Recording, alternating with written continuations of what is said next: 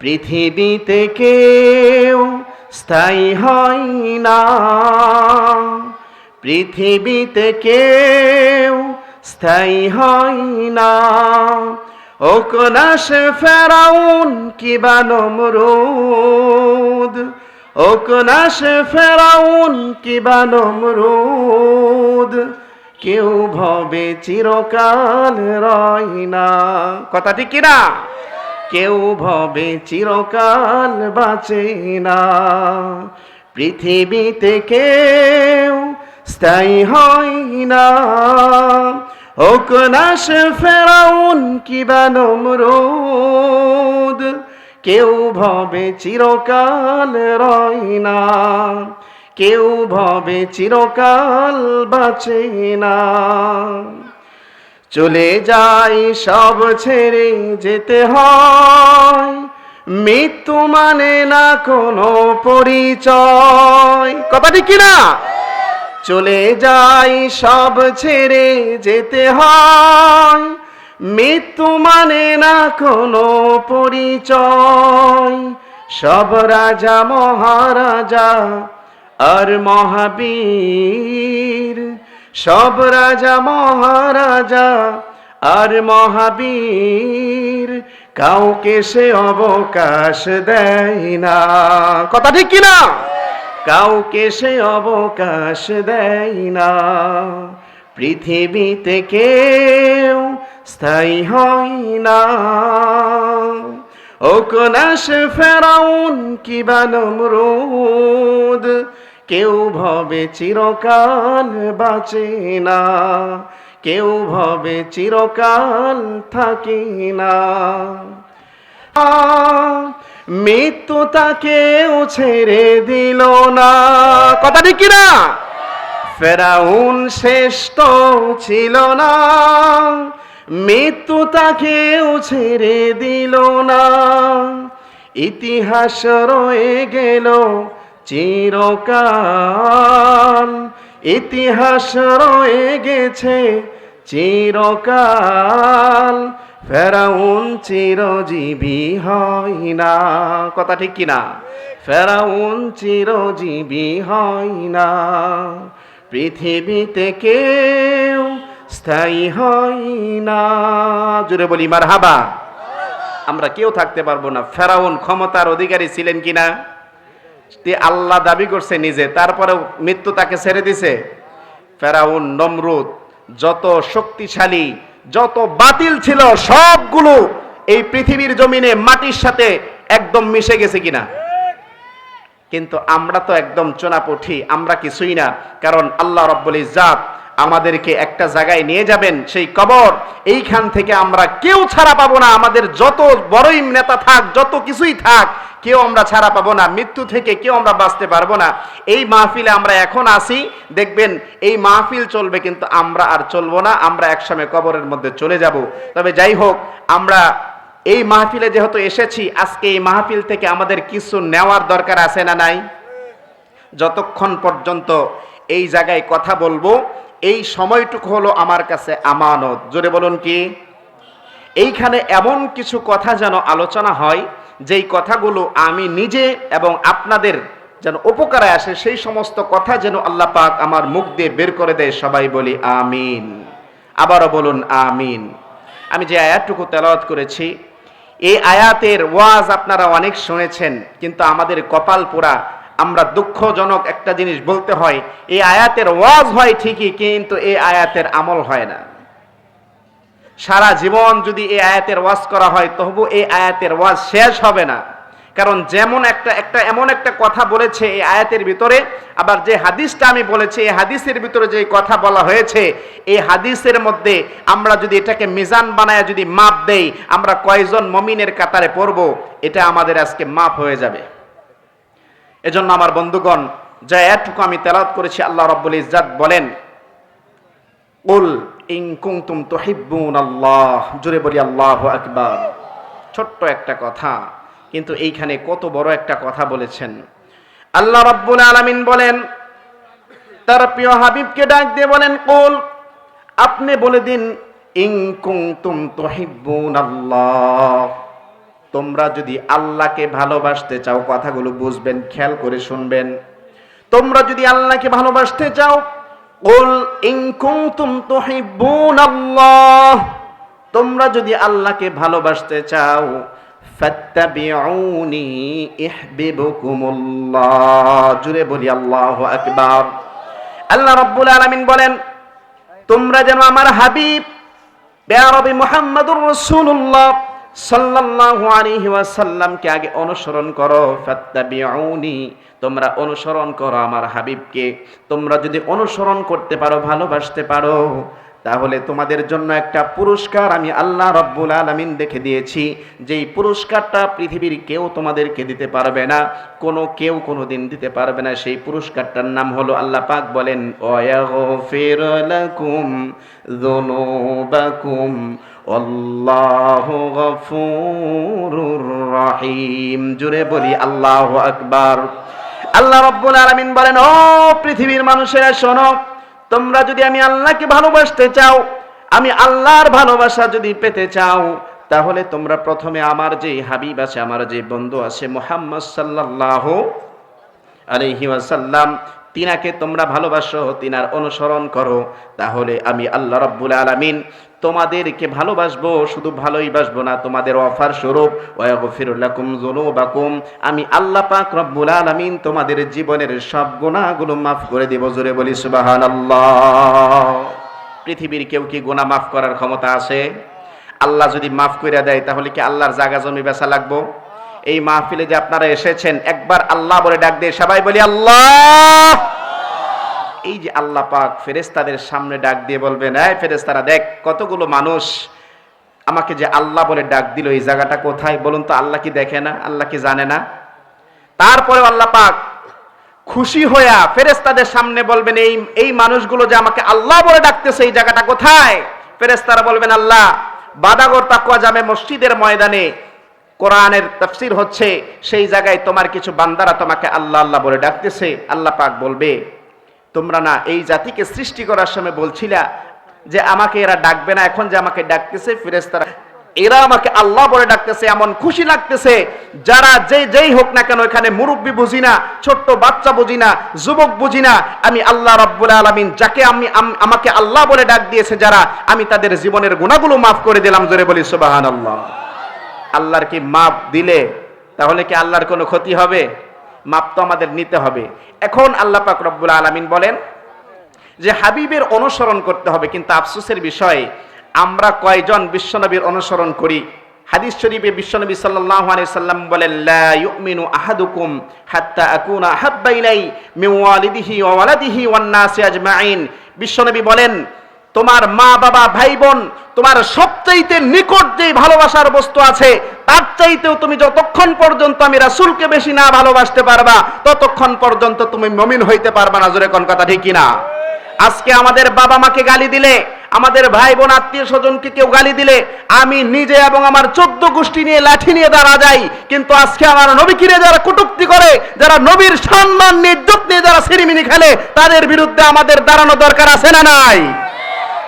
যারা আমার নবীর সম্মান নিয়ে ছিনিমিনি খেলবে, যারা আমার নবীকে নিয়ে টিটকারি মশকারি করবে, যারা ইসলামকে নিয়ে টিটকারি মশকারি করবে, যারা ইসলামের বিরোধিতা করবে, ও বাদাগরের মুসলমানরা, আজকে তোমাদের দুহাত তুলে উঁচু করে দেখাও, এর প্রতিবাদ তোমরা করতে রাজি আছো কিনা? আল্লাহ তুমি কবুল করো। সবাই বলি আমিন, লিল্লাহি তাকবীর। কারণ ইসলামের কটূক্তি যারা করবে, ইসলামকে নিয়ে যারা কথা বলবে, এই বাংলার জমিনে তাদের জায়গা হবে না। জোরে কোন কথা ঠিক কিনা? এই বাংলার জমিন হলো মুসলমানদের জমিন। যেই জায়গায় সূর্য উঠে আল্লাহু আকবারের যেই ধ্বনির সুরে, আবার সূর্য ডুবেও আল্লাহু আকবার ধ্বনির সুরে। জোরে কোন কথা ঠিক কিনা? এইখানে এই মুসলমানদের দেশে কোনো নাস্তিকদের ঠাঁই হবে না। কিন্তু আফসোসের বিষয়, কিছু নাস্তিক মুরতাদ এখনো পর্যন্ত আমাদের ইসলামকে নিয়ে, আমার রাসূলকে নিয়ে, আল্লাহকে নিয়ে কথা বলে, কিন্তু আমাদের শরীরের রক্ত আসলে ঠান্ডা হয়ে গেছে। কারণ কি জানেন? আমাদের যে শরীরের রক্ত আছে এটা ঠান্ডা হয়ে গেছে, এই জন্য আমরা তাদেরকে এখনো পর্যন্ত তাদেরকে জায়গা দেই। কারণ এটার কারণ হইল আমাদের যে মূল জায়গায় সেটা সমস্যা আছে। আগে একটা বাচ্চা যদি হইতো, সেই বাচ্চা হইলে কানের মধ্যে আজান দিত। এখন তো অধিকাংশ বাচ্চাগুলো হাসপাতালে সিজারে হয়, জোরে কোন কথা ঠিক কিনা? কয়টা বাচ্চার কানে আজান দেওয়া হয়? রক্ত তো ওই জায়গায় ঠান্ডা, মূল জায়গায় ঠান্ডা না। এটা একটা ইহুদি খ্রিস্টান নাসারাদের চক্রান্ত। আগেকার যুগে দেখেন, আমরা হয়েছি, আপনারা হয়েছেন, কোনো সিজার লাগে নাই। একটা মা 8টা 10টা 20টা করে বাচ্চা জন্ম দিছে, কিন্তু একটারও সিজার লাগে নাই, কথা ঠিক কিনা? কিন্তু এখন একটা সাও হইতেই 6 মাস আগের থেকে সিজারের টাকা রেডি কইরা রাখে। ওই তো আগের থেকেই প্রস্তুতি নেই, কথা ঠিক কিনা? আল্লাহ বলে, তুই সিজারের টাকা বের করতেছস, তোর এমনি আর আমি হওয়াইতেছি না, তোর সিজার কইরা পেট কাইটেই বের করবো। কারণ যার যেটা নিয়ত থাকে আল্লাহ সেটাই করায়। এই জায়গায় আগে যদি 8টা 10টা হইতে পারে, এখন একটা হইলেই সিজারে লাগে। এটা হলো ইহুদি খ্রিস্টান নাসারাদের চক্রান্ত, বিভিন্ন ক্লিনিকের চক্রান্ত। কারণ এই জায়গায় তাদের টাকা হাতিয়ে নিচ্ছে। ভালো একটা রোগী, তারা সিজারে নরমালেই বাচ্চা হবে, কিন্তু তারা টাকা হাতানোর জন্য ওই মহিলাটাকে শুধু অনর্থকভাবে পেট কেটে বাচ্চা বের করতেছে কিছু টাকা হাতানোর জন্য। এই যে একটা আমানত নষ্ট করতেছে, তার হাতে ডাক্তার, সেই ডাক্তারের যে আমানত ছিল রোগীকে সঠিকভাবে সেবা দেওয়ার, সেই সেবাটা আজকে দিচ্ছে না ডাক্তার। তার ডিউটি করার টাইম ছিল 9টা থেকে 4টা পর্যন্ত, ডাক্তার এখন 1টার পরেই বাড়ি চলে যায়, কথা ঠিক কিনা? বাড়িতে না, তার পার্সোনাল চেম্বারে চলে যায়, কথা ঠিক কিনা?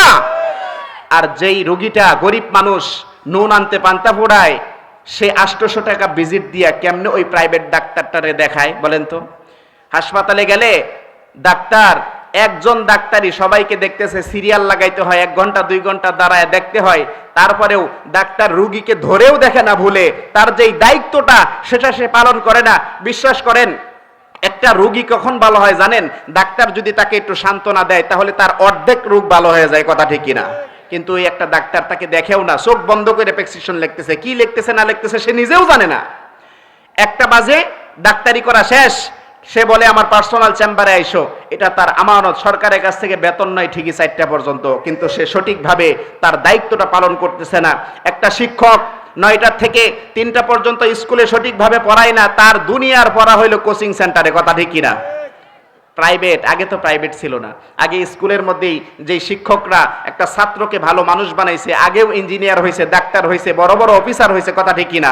কিন্তু এখন প্রাইভেটের পর প্রাইভেট লাগাইতে হয়, তারপরে এত কিছু হইতে পারে না। কারণ এই আমানতের খেয়ানত। একটা মসজিদের মেম্বারে ইমাম সাহেব যতটুকু সত্য কথা বলার দরকার, সেই সত্য কথা ইমাম সাহেব বলে না, কারণ তার চাকরি চলে যাবে, কথা ঠিক কিনা? কারণ মসজিদের সভাপতি হইল সুদখোর, মসজিদের সভাপতি হইল ঘুষখোর, মসজিদের সভাপতি হইল জিনাখোর। তাদের বিরুদ্ধে কথা বলা যায় না, চাকরি চলে যাবে। এই মসজিদগুলো হয়ে গেছে নোংরা অবস্থায় হয়ে গেছে, কারণ যা ইচ্ছা সেভাবেই চলতেছে। এইটার নাম ইসলাম না। তোমার চাকরি চলে যায় যাক, কিন্তু তোমার সত্য কথা মুখ দিয়ে বলতেই হবে। যতক্ষণ পর্যন্ত তোমার নাকের ডগায় দম আছে, ততক্ষণ পর্যন্ত তোমার মুখ দিয়ে সত্য কথা বলতে হবে, কথা ঠিক কিনা? এইগুলো যদি না বলেন তাহলে তো হবে না। আমরা এখন সমাজ হয়ে গেছে উল্টা। আমরা এখন মানুষকে ভুল ধরি ঠিক আছে, কিন্তু জাগা মতো ভুল ধরি না। দুনিয়ার ভুল ধরি হুজুরদের, কথা ঠিক কিনা? দুনিয়ার ভুল ধরি হুজুরদের। হুজুর যদি একটা আবার যদি নামাজের মধ্যে ভুল করে, সূরার মধ্যে যদি একটু ভুল করে, আল্লাহু আকবার আল্লাহু আকবার, যে জীবনে সুযোগ পাইছে রে সেও মনে করে আজকে পাইছে সুযোগ, হুজুরের ভুল হইছে। একসাথে কয়েকজন লোকমা দিয়ে ফেলে। আহারে আফসোসের বিষয়, একটা মসজিদের মধ্যে ইমাম সাহেবের আন্ডারে থাকে মাত্র 100-200 মানুষ, কথা ঠিক কিনা? 100-200 মানুষ আন্ডারে থাকে।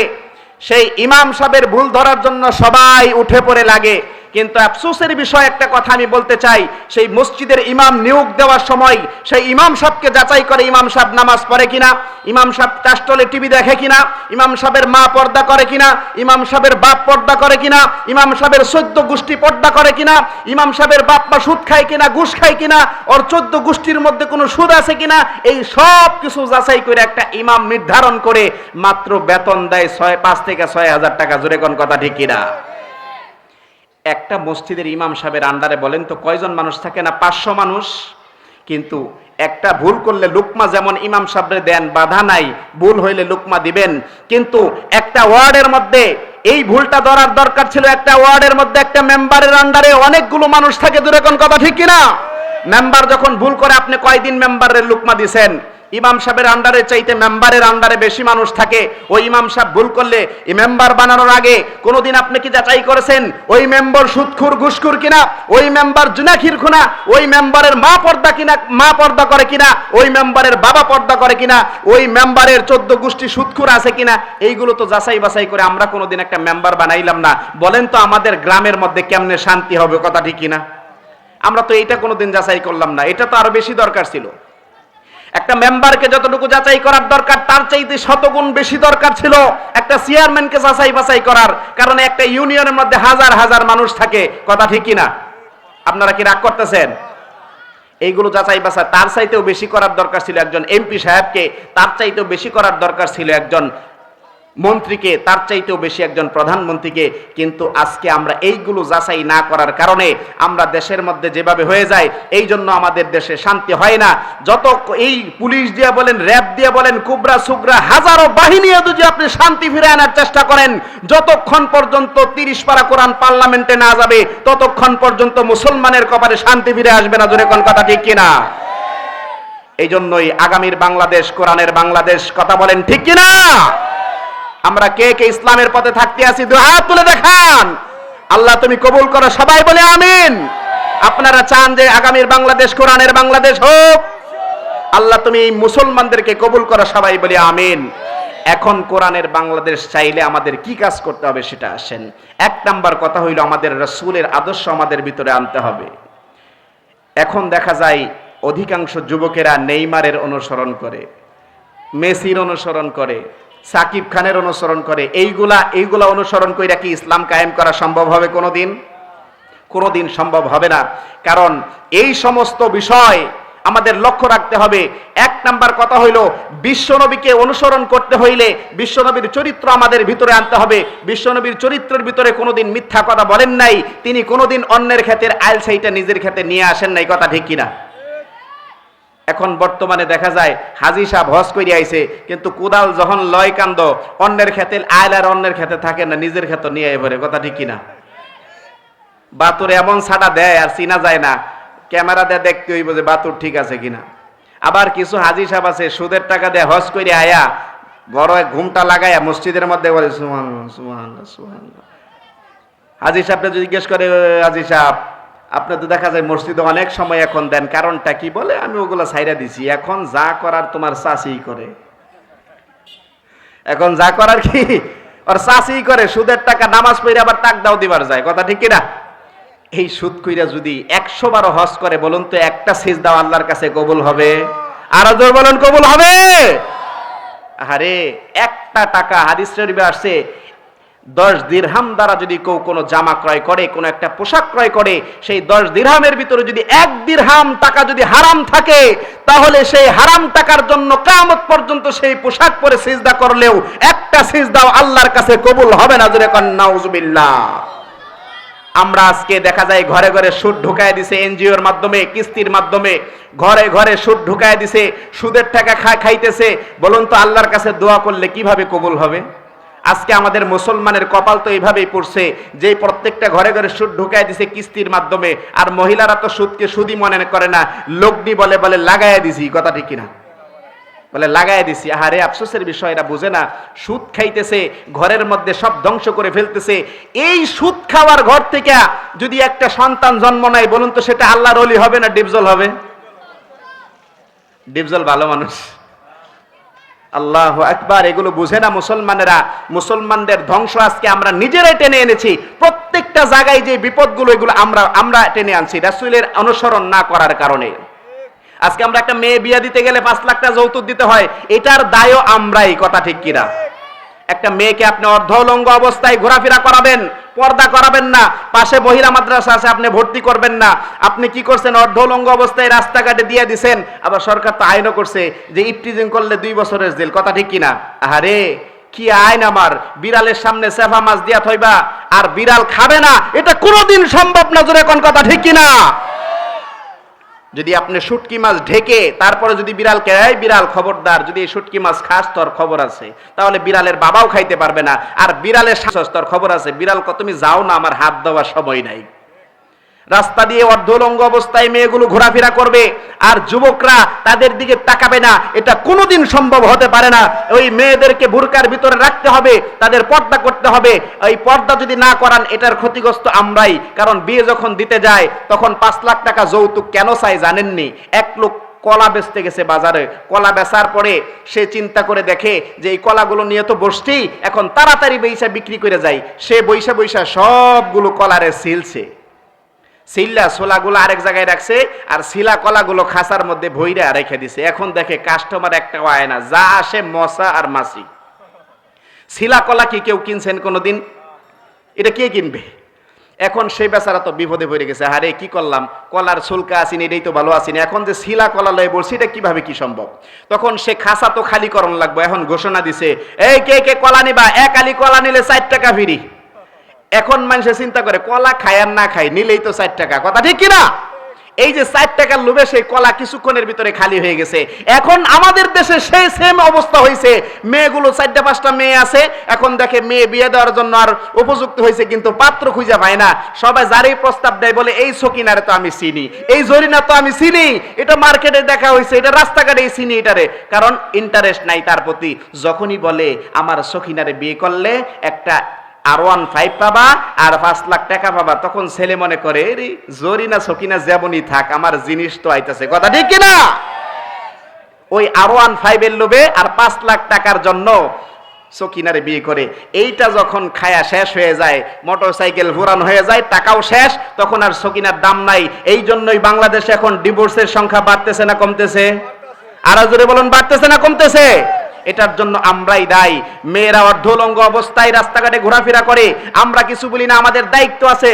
কিয়ামতের দিন আপনার মেয়েটা আপনার বুকের উপর পাড়া দিয়ে জাহান্নামে যাবে, বলবে আল্লাহ আমার বাবা আমাকে পর্দা করাই নাই, আমার মা আমাকে পর্দা করাই নাই, আমাকে যেইভাবে চলার দরকার বলা হয় নাই, আমি তো বুঝি নাই, আমি ওভাবেই চলছি। কিন্তু এটার জন্য আমরাই দায়ী।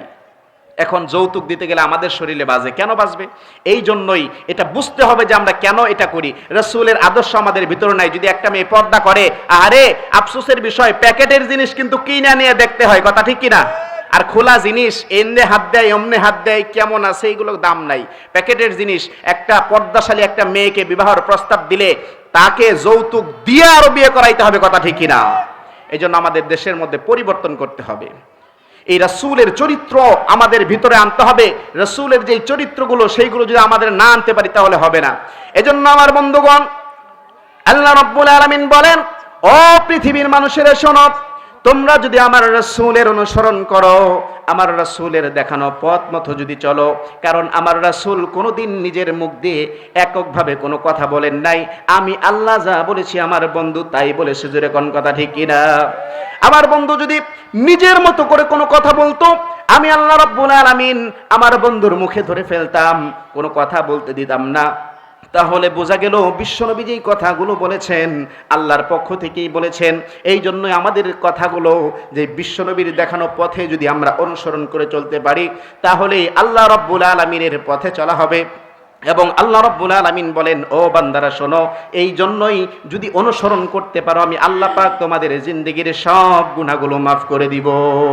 সুবহানাল্লাহ। এটা যদি আমরা না করি তাহলে আমাদের কোনো উপায় হবে না। এই দুনিয়া বেশি দিনের জন্য, অল্প দিনের জন্য। আপনি মনে করতেছেন এমনি এমনি সবকিছু শেষ হয়ে যাবে? না।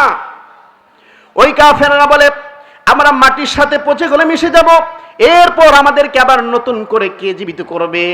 আমরা তো মাটির সাথে পচে গলে মিশে যাব, আমাদেরকে আবার মনে হয় জীবিত করবে না।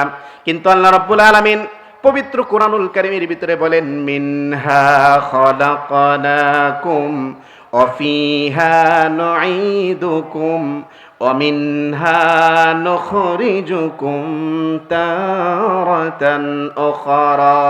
জোরে বলি আল্লাহু আকবার।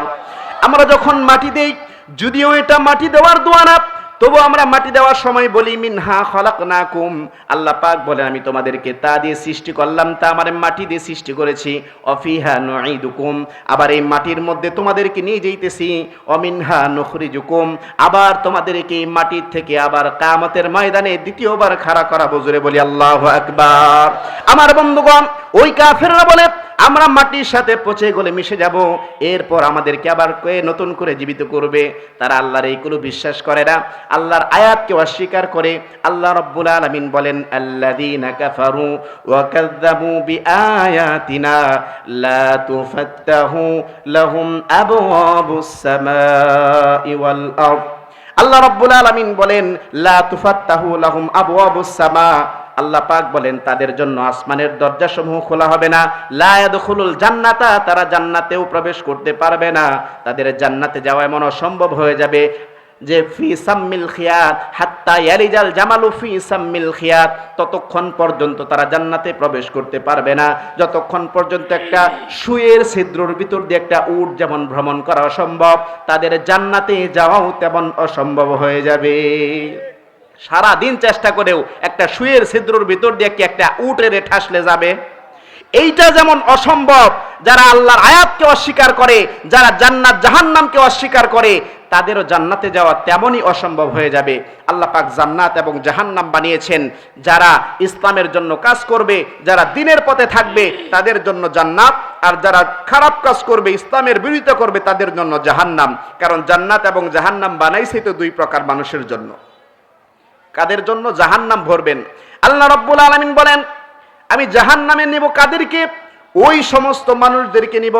আল্লাহ পাক বলেন ওয়ালাকাদ যারানা লিজাহান্নামা কাসীরাম মিনাল জিন্নি ওয়াল ইনস লাহুম কুলুবুন লা ইয়াফকাহুনা বিহা ওয়া লাহুম আ'য়ুনুন লা ইবসিরুনা বিহা ওয়ালাহুম আযানুন লা ইয়াসমাউনা বিহা উলাইকা কাল আনআমি বাল হুম আদাল উলাইকা হুমুল গাফিলুন। জোরে বলি আল্লাহু আকবার।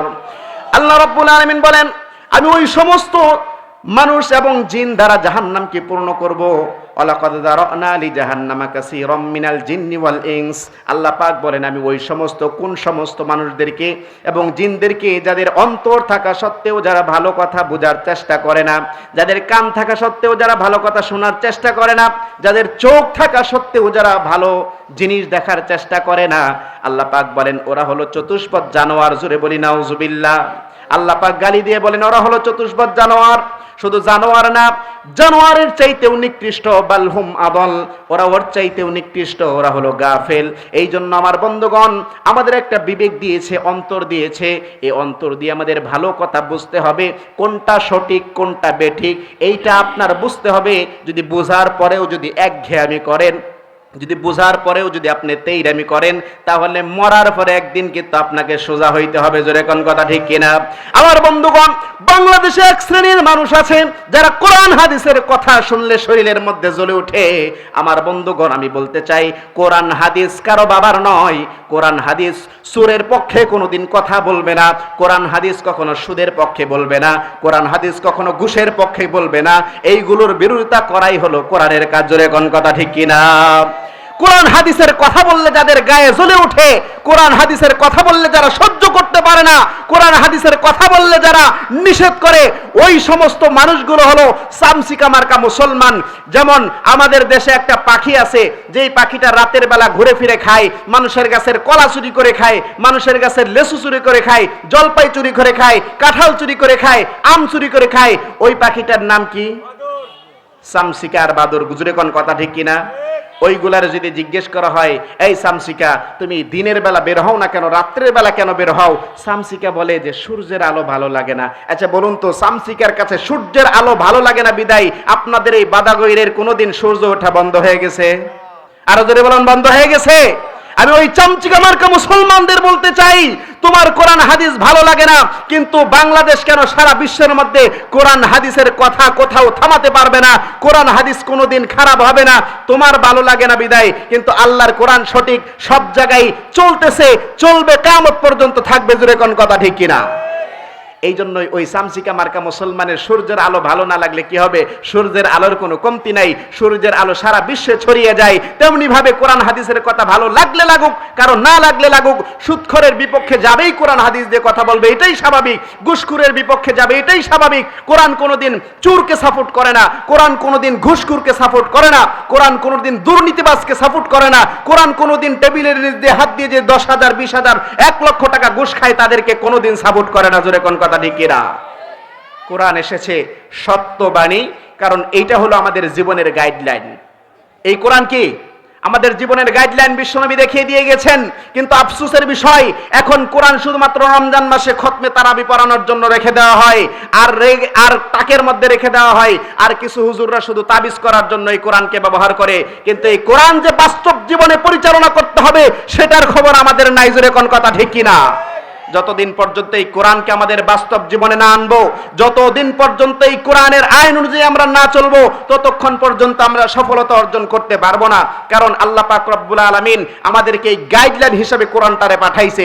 একটা গাড়ি যখন ইঞ্জিনিয়ার বানায় তখন এটার গাইডলাইন বানায়, এই গাড়ির কোন মোবিল বললে ভালো হয় সেই গাইডলাইনের মধ্যে থাকে। একটা গাড়ির তেল কোনটা বললে ইঞ্জিনের ক্ষতি কম হবে, একটা গাড়ির কিভাবে চালাইলে কত কিলোমিটার যাবে, এই সব কিছু ইঞ্জিনিয়ারের গাইডলাইন আছে না? আমার বন্ধুগণ, এইভাবে করে আল্লাহ রাব্বুল আলামিন মানুষকে বানাইছে। এই মানুষ, তুমি ওই দিকে যাবা না, এটা করবা না, সুদ খাইবা না, ঘুষ খাইবা না, তোমার ইঞ্জিল নষ্ট হয়ে যাবে, তোমার ঈমান নষ্ট হয়ে যাবে, তোমার হায়াত কমে যাবে। মানুষের জীবনের প্রত্যেকটা কাজ এই কোরআনের মধ্যে আছে না নাই? তোমার জন্ম থেকে নিয়ে মৃত্যু পর্যন্ত যা কিছু করার দরকার এই কোরআনের মধ্যে আছে না নাই? আল্লাহ পাক কিন্তু কোনো কিছু বাদ দেন নাই। কিন্তু আজকে আফসোসের বিষয়, আমরা এই কোরআনকে তাবিজের কিতাব বানাইছি। কিছু কবিরাজ আছে এই কোরআন দিয়ে শুধু তাবিজ করে, আবার কিছু আছে রমজান মাসে খতম দেওয়ার জন্য। কিন্তু এই কোরআন যে এইটা দেখে দেখে যে জীবন চালাতে হবে সেটা আমাদের কোনো তাল নাই। এই জন্য আজকে আমাদের কপাল পোড়া, এই জন্য আজকে আমাদের দুর্দশাটা এটাই, কোরআন না বোঝার কারণে আমরা এদিক দিয়ে আসল জিনিস বুঝি না, আমাদের ঈমান চলে যাচ্ছে। আমরা আছি কোনটা নিয়ে ফাড়াফাড়ি করতে জানেন? কে হাতে বুকের উপরে হাত বাঁধলো, কে নাভির নিচে বাঁধলো, কে জোরে আমিন বললো, কে আস্তে বললো, এই গেল নিয়ে আমরা ঠেলা ঠেলি আছি। জোরে কোন কথা ঠিক কিনা? কে উষা টুপি বললো, থাবাতা হইলো টুপি নিয়ে, পাঞ্জাবি নিয়ে, জোরে আমিন বলা, আস্তে আমিন নিয়া। আমাদের কপালটা কেমন জানেন? 4 মাযহাবের 4 জন মাগরিবের সময় রাস্তা দিয়ে যায়, তখন কি করছে? রাস্তার পাশে একটা মসজিদ আছে, আজান হয়ে গেছে, নামাজ পড়ানোর জন্য দাঁড়াইছে। এখন ইমাম আবু হানিফা রাহমাতুল্লাহ আলাইহির মাযহাবের যিনি অনুসারী, তিনি কি করছে? আল্লাহু আকবার বলে হাত বাঁধছে নাভির নিচে। এখন ইমাম শাফি মাযহাবের যিনি আছে, তিনি টান দিয়ে তারে নিয়ে আসছে পিছনে, এই বেটা তোর নামাজ হয় না, এদিকে আস, আমি নামাজ পড়াইব। তখন সে যায় হাত বাঁধছে আল্লাহু আকবার বলে বুকের উপর। আরেক মাযহাবের লোক যায় টান দিয়ে নিছে, বেটা তোর নামাজ হয় না, এদিকে আমি বাঁধবো। আল্লাহু আকবার বলে সে মাছে উপরেও না নিচেও না, মাঝ বরাবর বাঁধছে। ওই অন্য মাযহাবের লোক যায় আবার টান দিছে, টান দেওয়ার পর বলে তোরটাও হয় না, এদিকে আমি ভরাবো। তখন সে আল্লাহু আকবার বলে হাত ছাইরা দিছে, সে কোথাও বাঁধে নাই। 4 জন ঠেলাঠেলি করতেছে। আরেক লোক ছিল পথিক, সে এদের ঠেলাঠেলি দেখিয়া কই কাম সারছে, এরেও টান দিয়ে নিয়ে আইছে, নিয়ে কই আমি নামাজ পড়াবো, আমি কোনো মাযহাবটা যাবেন না, আমি নিরপেক্ষ মানুষ। হে যায়া নামাজ পড়ানোর জন্য বলে আল্লাহু আকবার, কপালের মধ্যে হাত বাঁধছে। 4 মাযহাবের কই সর্বনাশ, আমরা নাভির নিচে উপরে কেউ দিলাম ছাইরা, কিন্তু এটা দিবাচ্ছে কপালে, এটা আবার কোন ধর্মের মানুষ? এই বেটা এদিকে আয়, তুই কপালে বাঁধছিস, কারণটা কি? বলে তো কপালে বাঁধবো না, দোষ তো আমাদের নাভির নিচেও না, উপরেও না, মাঝখানেও না, এই দিক দিয়ে দোষ তো আমাদের কপালে। কারণ তোমরা ঠেলাঠেলি করতে করতে এই দিক দিয়ে মাগরিবের রক্তদায় আসার সময় হয়ে গেছে, এখন তোমরা কোথায় হাত বাঁধবা এটাই ঠিক করতে পারলা না, এদিক দিয়ে তোমাদের আসল ফরজ টাইম চলে যাইতেছে। এই জন্য আমি চিন্তা করলাম দোষ আমাদের নাভির উপরেও না, নিচেও না, দোষ তো আমাদের কপালে, এই জন্য আমি কপালে বাঁধছি। জুড়ে কোন কথা ঠিক কিনা? এদিক দিয়ে আমাদের ঈমান নিয়ে ইহুদি খ্রিস্টান নাসারারা চলে যাচ্ছে, প্রত্যেকটা ঘরে ঘরে সুদ ঢুকায় দিচ্ছে, প্রত্যেকটা ঘরে ঘরে শিরকের আকীদা ঢুকায় দিচ্ছে, প্রত্যেকটা ঘরে ঘরে আপনার যে ইসলামী শিক্ষা বাদ করে দিচ্ছে। এই দিক দিয়ে আপনার কোনো মাথা ব্যথা নাই, দুনিয়ার মাথা ব্যথা শুধু উপরে নিচে আর আমিন আস্তে জুড়ে বলা, এইগুলো মুসলমানের কাজ না। এই 2024 সালে এসে এইগুলো নিয়ে ঠেলাঠেলি, যে নবী মাটির তৈরি না নূরের তৈরি, নবী গায়েব জানে না গান জানে, এইগুলো নিয়ে তোমার সমস্যা কি? নবী মাটি হলেও আল্লাহ বানাইছে, নূর হলেও আল্লাহ বানাইছে, নবী গায়েব জানলেও তোমার কোনো সমস্যা নাই, না জানলেও তোমার কোনো সমস্যা নাই। নবীর সম্মান তুমি কমাইতে পারবা না, তুমি বাড়াইতে পারবা না, যা দিছে আল্লাহ। জোরে কোন কথা ঠিক কিনা? এইগুলো নিয়ে আমরা বাড়াবাড়ি করবো কেন? আজীব লাগে। যার খায়া কাজ নাই তারা এগুলো করে। তোমার ইসলাম নিয়ে রিসার্চ করতে হবে, কোরআন নিয়ে গবেষণা করতে হবে। কোরআন গবেষণা করে বিমান রকেট দুনিয়ার যত আবিষ্কার করে ফেলে, আর তুমি শুধুমাত্র তাবিজ করো। এগুলো হয় না, এগুলো গুতাগুতি করলে হবে না, প্রতিহিংসা করলে কোনোদিন ইসলাম নিয়ে আগানো যাবে না। ইহুদি খ্রিস্টান যারা হয় এক হয়ে আমাদের উপর আঘাত করতে আসে, আমরা একক একক পৃথক পৃথক যদি থাকি তাহলে তো হবে না। আমাদের এক হইতে হবে। তাই আমাদের আগে 73টা দল হবে, তার মধ্যে 72 দলই যাবে জাহান্নামে, একটা দল যাবে জান্নাতে। তাহলে এক দলের মধ্যে তুমি আসো না আসো, এটার গ্যারান্টি তোমার কি? সবাই বলে নিজেরা হক মনে করে, তাহলে বেহককে। এই জন্যই দলাদলি করা যাবে না। আল্লাহ পাক বলেন ও আতাসিমু বিহাবলিল্লাহ, সবাই এক হয়ে আল্লাহর রজ্জুকে জড়িয়ে ধরো, এক হয়ে আল্লাহর রশিকে জড়ায় ধরো। 5টা বেত এক হইলে ভাঙ্গা যায় না, একটা বেত যদি এক থাকে আপনি মুসুর দিলে ভাঙতে পারবেন। জোরে কোন কথা ঠিক কিনা? এক হইলে সব কিছু করা সম্ভব, যা ইতিপূর্বে আমরা দেখতে পারছি। জোরে কোন কথা ঠিক কিনা? এক হইলে সব সম্ভব, আর এক না হইলে কিছুই করতে পারবেন না। তো এই জন্য আমাদের এক হইতে হবে। আমরা এইগুলো ঠেলাঠেলি ধাক্কাধাক্কি বাদ দিয়ে সব মুসলমান, আমাদের আল্লাহ কয়জন? আরো জোরে বলেন কয়জন? নবী কয়জন? ইসলাম কি কয়টা? ইসলাম কয়টা? একটাই, সবই একটাই। নামাজ কয় ওয়াক্ত? কেউ কি 6 ওয়াক্ত পড়ুন, 4 ওয়াক্ত? এটা নিয়েও তো ঠেলাঠেলি নাই। আহারে, বছরে আঙ্গুর ঈদ কয়টা? এটা নিয়েও ঠেলাঠেলি নাই। সব ঠিক আছে, কিন্তু কোন জায়গায় সমস্যাটা? ফরজের জায়গায় কোনো সমস্যা নাই, এইগুলা নিয়ে লাভ আছে নাকি? ফরজ আগে ঠিক রাখবেন। ফরজ যদি ঠিক না থাকে তাহলে এইগুলা নিয়ে যদি আপনি দৌড়াদৌড়ি করেন হবে না। এই জন্যই আমাদের ইসলামটা আজকে এই দশা হয়ে গেছে। আমরা বুঝতে হবে আগে, তারপরে মানতে হবে। এখন আমাদের আফসোসের বিষয়, কোরআন দিয়ে আমল করব কিভাবে? কেউ তো আমরা বুঝি না, কেউ তো আমরা বুঝারই চেষ্টা করি না। অনেকে আছে পড়তেই পারি না। কিয়ামতের ময়দানে আল্লাহ রাব্বুল আলামিন বলবেন, ও বান্দা, তুমি ইংরেজিতে তুমি সব ভাষার পিএইচডি করলা, কোরআন পড়তে পারো না। আল্লাহর কাছে ওটা কি টাটকা মূর্খ হবে না? জোরে কোন হবে কিনা? আল্লাহর কাছে ওটা শিক্ষিত হবে না। তো এই জন্যই কোরআনের যেই আইন, কোরআন যেই শিখার দরকার, কোরআন মতো চলার দরকার, এটা আমাদের প্রত্যেকের দরকার। কিন্তু এটা আমরা না করার কারণে আজকে আমরা পিছিয়ে যাচ্ছি। এজন্য আমার বন্ধুগণ, আল্লাহ রাব্বুল আলামিন বলেন, ও পৃথিবীর মানুষ শোনো, এই কোরআন কেউ ধ্বংস করতে পারবে না। এই কোরআনকে আমি হেফাজতের দায়িত্ব আমি আল্লাহ নিজে নিয়েছি। জোরে বলি সুবহানাল্লাহ। পৃথিবীতে কেউ কোরআন ধ্বংস করতে পারবে না, কেউ কোরআনের কিছুই করতে পারবে না। বিশ্বনবী সাল্লাল্লাহু আলাইহি ওয়াসাল্লাম এই কোরআন দেখানো পথ আমাদেরকে অনুসরণ করার জন্য বলেছেন। কিন্তু আমরা যদি এই লাইন বাদ দিয়ে যদি অন্য লাইনে চলে যাই, তাহলেই কিন্তু আমাদের কপালে দুর্গতি আছে। কোরআন বাদ দিয়ে আমরা যদি অন্য লাইনে চলে যাই, গাড়ি অ্যাক্সিডেন্ট করবেই। তো এই জন্য আমাদের সব কিছু করতে হবে কোরআন দিয়ে। একটা সন্তান যখন ছোট অবস্থায় 4 বছর 5 বছর হয়, আপনি মাদ্রাসায় ভর্তি করায় দেন। ভর্তি করানোর পরে এর প্রথম শিক্ষাটা হবে কোরআন। জোরে কোন কথা ঠিক কিনা? এই প্রথম শিক্ষাটা যদি কোরআন হয়, আমরা গ্রামে গঞ্জে সকালবেলা, এই যে শীতের দিন আসছে, বলুন তো রাতের বেলা ভাত খাওয়ার পরে যেই ভাতগুলো বাসে, সকালবেলা যেটা আমরা পেঁয়াজ দিয়া, সরিষার তেল দিয়া, কাঁচামরিচ, শুকনা মরিচ দিয়া খাই, এই ভাতটারে কি বলি? কি বলি? গরমের দিন বলি পান্তা, শীতের দিন বলি কি? কররা ভাত, করা ভাত, যেটাই বলেন।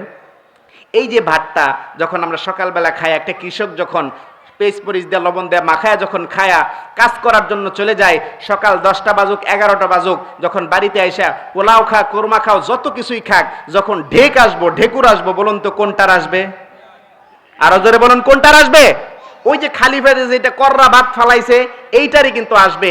আমার বন্ধুগণ, যখন একটা বাচ্চার কলিজার মধ্যে অন্য কোনো শিক্ষা দেওয়া হয় নাই, একদম পবিত্র সিনার মধ্যে প্রথম 4 বছর 5 বছর বয়সে যদি একটা সন্তানকে আপনি মাদ্রাসায় ভর্তি করায় দেন, সেটা যদি কোরআনের হাফেজ হয়ে যায়, ইসলামী শিক্ষা যদি তার ভিতরে ঢুকে যায়, তখন সে অল্প বয়সের ভিতরে হাফেজ যদি হয়ে যায়, সে তখন ডাক্তার হোক, ইঞ্জিনিয়ার হোক, যত বড় অফিসারই হোক, তখন সে কিন্তু ওই যে যখন ডাক্তার হবে, একটা ইনজেকশনের রুগী ইনজেকশন দিলেই ভালো হয়ে যাবে, ওই রুগীর কাছ থেকে ইনজেকশন না দিয়ে অপারেশন করে লক্ষ লক্ষ টাকা হাতায় নেয়। জোরে কোন কথা ঠিক কিনা? ওই হাফেজটা যদি কোরআনের ডাক্তার হয়, তখন সে চিন্তা করবে, না রে, এরে তো ইনজেকশন দিলেই ভালো হয়ে যাবে, এর কাছ থেকে আমরা অপারেশন করায় লক্ষ লক্ষ টাকা নেওয়া যাবে না। ঢেকুরটা আসবে কোনটার? ওই যে প্রথম যে ইসলামী শিক্ষা পেয়েছে সে আল্লাহকে ভয় করে, কোরআন তার ভিতরে পড়েছে, ওই যে কররাবাত পড়ছে, প্রথম যেই কোরআন শিক্ষা দিয়েছে তার অন্তরে, কোরআন বলবে তুই এটা করতে পারিস না। একজন পুলিশ অফিসার যখন হবে সে টেবিলের নিচ দিয়ে 50,000 টাকা ঘুষ নিয়ে আসামি ছেড়ে দেবে না, জোরে কোন কথা ঠিক কিনা? একটা ইঞ্জিনিয়ার হইলে রডের জায়গায় কোনোদিন বাঁশ দিবে না, সে বলবে আমাকে যে কত কোটি টাকা দিয়েছে সঠিকভাবে আমার কাজ করতে হবে, কারণ ঢেকুর আসবে কোরআনের, জোরে বলুন কোনটার? এই জন্যই প্রথম শিক্ষাটা আমাদের কোরআনের দেওয়ার দরকার আছে না নাই? আমরা যদি বলি হাট্টিমা টিম টিম তারা মাঠে পারে ডিম, তাদের খাড়া দুটো শিং, এটা যদি বলাই খাড়া শিং এগুলাকে সারা জীবন তো গুতাগুতি করে, কথা ঠিক কিনা? এগুলো তো স্থির হবে না, শিং যাদের আছে গুতাগুতি করবি। এজন্য প্রথম শিক্ষাটা আপনার সন্তানকে মাদ্রাসার শিক্ষা দিয়ে, ইসলামী শিক্ষা দিয়ে হাফেজ বানান, তারপর ইসলামী শিক্ষা যতটুকু সে জীবনে চলতে পারে ততটুকু শিক্ষা দেন। এরপরে আপনি ডাক্তার বানান, ইঞ্জিনিয়ার বানান, যত ম্যাজিস্ট্রেট বানান, প্রধানমন্ত্রী বানাই, কোনো আপত্তি নাই, সে 2 নম্বরই কাজ করবে না। পুলিশের এসপি যদি একজন হাফেজ থাকে, সব স্টাফকে বলবে 5 ওয়াক্ত নামাজের সময় আজান দিলে মসজিদে যাও, কথা ঠিক কিনা? এই খবরদার, কেউ আজকে থেকে ঘুষ খাবি না, কেউ কি করবি না, অন্যায় করবি না, অন্যায়ভাবে কোনো আসামি ধইরা পিটাবি না। এই ওএসপি সাহেব যদি ঠিক থাকে, পুরা তার যে স্টাফ আছে সবগুলো ঠিক না? কিন্তু আমরা তো আসল জায়গায় ভেজাল। এই জন্য আমার বন্ধুগণ, আমি বলতে চাই, আমার কথাই কি আপনারা রাগ করতেছেন যে ফুলপুরি সাহেব কি না কি কয়ে গেতেছে আল্লাহ জানে? আমি কিন্তু বাস্তব কথা বলতেছি, কথা ঠিক কিনা? এগুলো বাস্তব কথা। এই জন্যই আমার বন্ধুগণ, এই কথাগুলো আমাদের মানতে হবে, এই কথাগুলো আমাদের পালন করতে হবে। বর্তমান সময়ে আমরা কপালপুর হয়েছি এই জন্যই। তো একটা সন্তানকে সঠিক শিক্ষা দিবেন, একটা সন্তানকে যদি আপনি হাফেজ বানান, আলেম বানান, আপনার জানাজারটা অন্তত অন্য কোনো হুজুর ডাইকে আইনা করানো লাগবে না, জোরে কোন কথা ঠিক কিনা? আপনার 5টা ছেলে আছে, 5টার মধ্যে একজন হাফেজ আলেম, সেটা আপনার গোসল দিবে, জানাজার পড়াবে, আপনি মরেও তৃপ্তি পাবেন যে আমার ছেলেটা আমার জানাজার পড়াইছে, আমার ছেলেটা আমাকে গোসল দিয়েছে। আর নিজের কান্দা আর অন্যজনের কান্দা, হুজুরকে আইনা জানাজার পরে দাওয়াত খায় 500 টাকা দিবেন, সে অতক্ষণই থাকবে, আর নিজের ছেলে আপনার জন্য সারা জীবন কাটবে, জোরে কোন কথা ঠিক কিনা? এই জন্য আমার বন্ধুগণ, ইসলাম ভালো করে বুঝেন, ইসলাম ভালো করে বুঝে আমল করতে হবে। গুতাগুতি বাদ দিয়ে সবাই এক হইয়া আমরা ইসলামের পথে এগিয়ে যেতে হবে। ইনশাআল্লাহ আগামীর বাংলাদেশ ইসলামের বাংলাদেশ, জোরে বলুন কথা ঠিক কিনা? আমরা যেন সামনে যেন আমরা ইসলামকেই কায়েম করতে পারি। যেহেতু আমরা মুসলমান, আমরা সবাই এক বাক্যেই চাই ইসলাম, কেউ ইসলাম চায় না এমন কোনো ব্যক্তি নাই। আমরা চাই যে আজকে যেহেতু এই বাদাগরি তাকওয়া জামে মসজিদের উদ্যোগে যে মাহফিলটা হয়েছে, নকলাবাসী, হ্যাঁ, আপনাদেরকে ধন্যবাদ জানাই, কারণ আপনাদের ইমানের শক্তি আছে। যে এই তাকবীরগুলো দিলেন, বোঝা যায় যে না, ঠিক আছে, আপনার ইসলামপন্থী মানুষ, আপনারা অন্য কোনো দলের না। এজন্য কোনো দল বল বলতেছি না, কোরআন এবং হাদিস আছে যেইখানে, ওই পিছনের লোকগুলা কয় না, কোরআন হাদিস যেখানে, কোরআন হাদিস নাই যেখানে, কোরআন আছে যেখানে। মাশাআল্লাহ, আমি আর কথা দীর্ঘ করব না। আমার পিছনে আরো অনেক ওলামায়ে কেরাম রয়েছে, আজকে আপনাদের অনেক ওলামায়ে কেরাম আছে, সুন্দর সুন্দর কথা শোনাবেন কোরআন হাদিস থেকে, গুরুত্বপূর্ণ। আমাকে আমার যে সময় দেওয়া হয়েছিল, আলহামদুলিল্লাহ আপনাদের সামনে কিছু কথা বলেছি। তা আমার জন্য সকলে দোয়া করবেন, আল্লাহ তাআলা যেন যে কথাগুলো বলেছি আমাকে এবং আপনাদের সকলকে যেন আল্লাহ তাআলা আমল করার তৌফিক দান করে, সবাই বলি আমিন। ওয়া আখিরি দাওয়ানা আলহামদুলিল্লাহি রাব্বিল আলামিন। আসসালামু আলাইকুম ওয়া রাহমাতুল্লাহি ওয়া বারাকাতুহু।